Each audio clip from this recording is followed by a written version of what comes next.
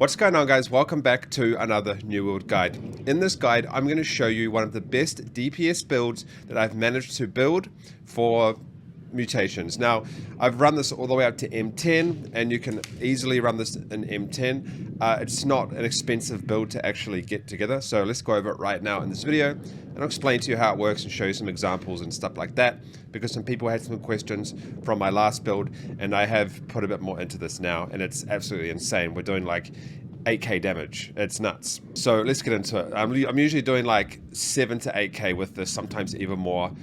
So let's dive into this. Now, what I want to do first is I want to go over the two weapons that I have. Then we'll go over the armor and kind of how it all works and why it all works. And all that sort of stuff. So the first thing, I have changed my hatchet since the last video. So the last time I was running this one, which is pretty good. But once you get to M10, you're going to need a better one. It is hard to run this hatchet in an M10, in my opinion. Well, I found it difficult. But this is the one that you get free from Garden of Genesis. I used it all the way up to M9. And I did run it in M10, but I found it a little bit hard. So what I did is I went and rolled my own. Now this is not really BIS. I would like to change Keen to something else, like a better damage perk. But this is pretty close to being BIS and slot. So Angry Earthbane, and then Keenly Empowered. You definitely want to have that. It's insane, and it helps out quite a lot. But this is pretty good. Like I'm not really going to try and focus on getting a better hatchet.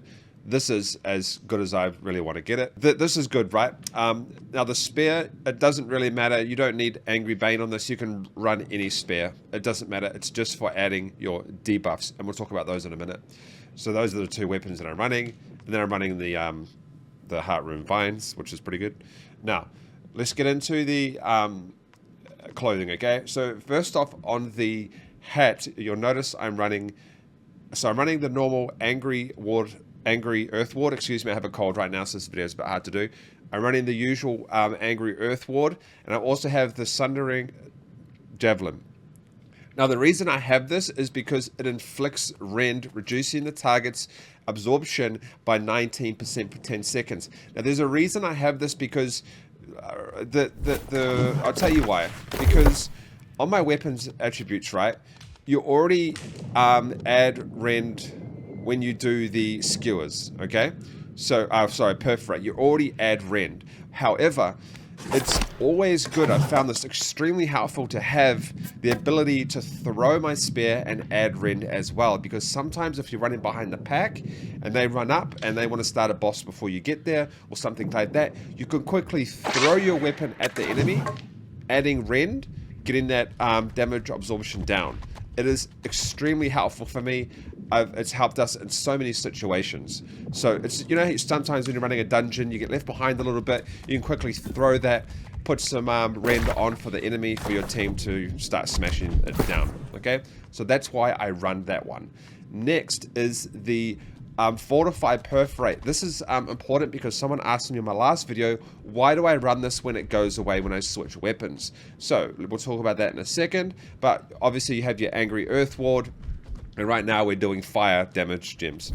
So if you notice right now, I'll do it on another buffalo. You look at the bottom, I have 2 perks right now, but it's going to add a 3rd one, okay? So it adds a 3rd one and it stacks 3 times, but watch when I change weapons, it goes away. So some people were like, well, what's the point when it goes away? The point of that is actually, it's quite important, especially in M10. So when you're fighting bosses in M10 and stuff, you get caught out so many times. You get stunned, you get caught out, you get knocked down, things just happen, right? But there's also another reason. My rotation works like this, okay? So what I do is I go up to the enemy, I do my perforate, and then I do my skewer, okay? You'll notice that the skewer takes like 1 or 2 seconds to do. So a lot of times when you do that, you can mess it up. And you, like, I'm getting knocked down by these things, but you can mess it up and you can get knocked down. And it's just really important to have that Fortify on there for when you do your rotation. So when I go like that, I add the Fortify. When I go like that, I'm adding, I can't remember what I think I'm adding bleed. Oh my god, this animal is annoying. Yeah, so then I'm adding bleed. So I'm adding my rend, and then I get the fortify, and then I'm adding the bleed. So you really want that fortify. It's saved me in so many situations. I can't, like, it's very important in my opinion. It's just saved me heaps. On the glove, refreshing torrent. Refreshing torrent. Every hit of raging torrent reduces all hatchet cooldowns by 4.8%. So what I do is I throw this one first, which we'll talk about in a second. I throw that first, and then I do this. And every hit of that reduces my cooldowns. So you get your rotations right. Dude, these buffaloes, I tell ya. Okay. So you get your rotations right. You're going to want to have that, okay? That's very important. So I think those are... Yeah, okay. So those three are perks. And then on this one, I have freedom. Now, freedom is really important. You're going to want to have it on at least one of your pieces because you get stunned a lot in these mutations and all that sort of stuff, right? Then the next one is your skewer applies weaken, reducing the target's damage by 24% for 8 seconds. So that means that this one here, skewer, this one here applies weaken as well. Okay, so you're just smashing these enemies with insane amounts of debuffs, and then you're changing to your hatchet to do your DPS. Okay, that's the point of this build. Now, this here, I'm only running this right now because I'm taking the less. We're doing the fire mutations, so you get the less 10%. Usually, I would run something like this, where I have this is a free drop. It reduces max cooldowns and in the health. However you play this is important. You're going to want to have the low the health buff because you're going to be running hardly any con. Okay, probably no con. We'll talk about that in a second.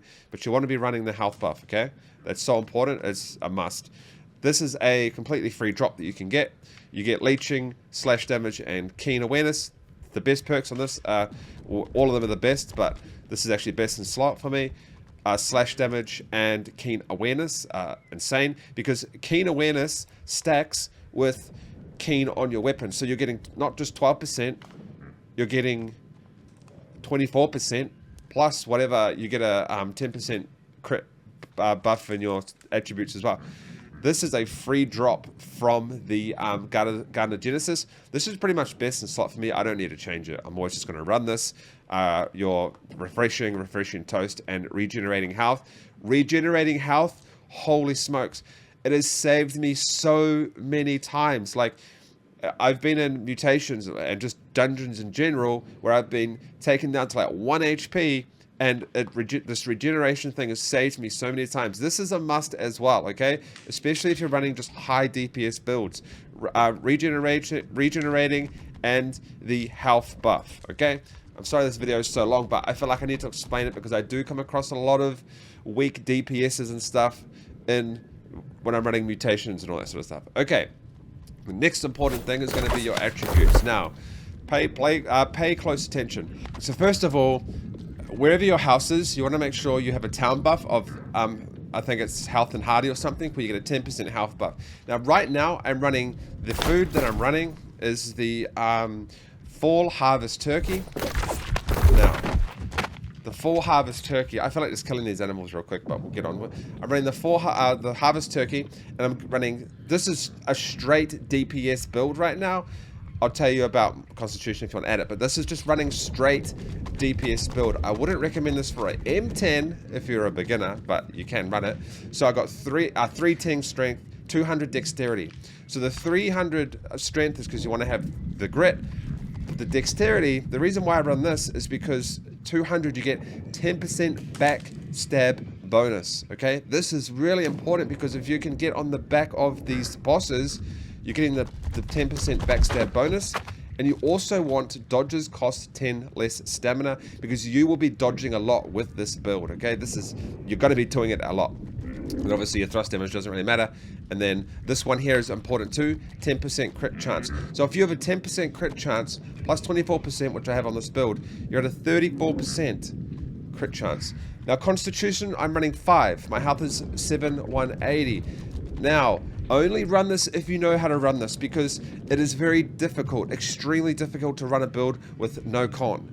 You have to be dodging constantly. You have to know what mechanics the bosses are going to be doing. You have to know it down to a T, because it's easy to get one-tapped. You're going to get one-tapped all the time, and if you don't have a good healer, you're going to get just smoked by mobs.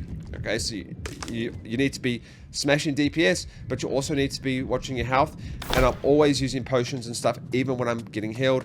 I'm just always using them. So that's really important. Now, if you don't want to run low constitution, I recommend a max health of around 8,200 to 8,500 for M10 mutations. If you still struggle, 9,000. And then just kind of work out what you want in here. But you definitely want to try get the backstab bonus, but you probably won't be able to do that. So try get the dodges, and then just try get this one down to at least that, okay? But it's super important that if you're going to run no con, you need to know how to run no con, or you're going to have a hard time, okay? Just keep that in mind. I would recommend 8,500 to 9,000 if you're a beginner with a build like this. Now let's get into the weapon mastery. Okay, so this is what I have. I'm gonna be pretty quick with this, because you can just copy this. But what's important is this one is one of the best ones. After 3 successful light or armed throws against the same target, you gain Empower. So Empower is a damage buff, granting a 20% damage increase for 3 seconds. So if we go to one of these enemies, look at the bottom, I'll hit it 3 times, and we're going to get a 20% increase in damage for the next hit. Okay? So we go 1. That's not going to work, is it? I actually got Empower. I actually got it that time, though, for some reason. Should be after 3. 1, 2, 3. Okay, so we got the Empowered at the bottom, but we obviously couldn't get the 3rd hit in. But that's a really important one that you want to be running, okay? Make sure you run that. Or you could run this one, which is after a successful heavy attack, gain Empower, granting you 15% damage. So you can run into the boss, you can do a heavy attack, and you get that, but it's not very good because you constantly have to be doing heavy attacks. But this is what I'm running on the Hatchet. You can just copy this, easy as. And then on the Spear, this is what I'm running on the Spear. There's also another one that people run where they do the Coupe de Grace, I guess that's how you pronounce it, because there's a perk where you can add bleed. Now this is a pain because it slows you down a lot in mutations, and it leaves you very, very vulnerable. So that's why I just run this and add a buff to this instead, because it helps me out. Alright guys, this is my high DPS build that I'm running right now. This build is pretty insane. I mean, it's to be honest, everything for me, apart from like my weapons and stuff, is pretty much best in slot. Like, the only thing I would want to do is re-roll these and try to get legendaries, but when it comes to the actual perks, there's nothing better for me right now. This is the best for this build. Alright guys, so go give it a crack. And this stuff isn't expensive. Like, I got most of the stuff off the marketplace for under 1,000 gold. And I rolled one of them or 2 of them. But I rolled this. This would be expensive to get this. Anyway guys, hope you enjoyed the video. This is my high DPS build right now. Go and try it out and see what you think.